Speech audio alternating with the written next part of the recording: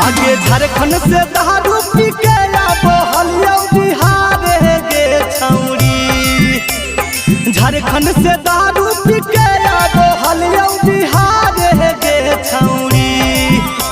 Rajauli border पर धर ले कौ 112 गे छौरी।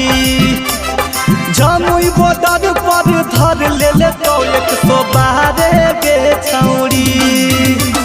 मुँह में पाइप दे के कहल फुका मारे गे छौरी।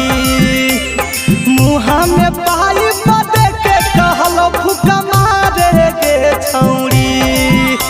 रजौली बॉर्डर पर धर ले कौ 112 गे छौरी। जमुई बॉर्डर पर धर ले कौ 112 गे छौरी।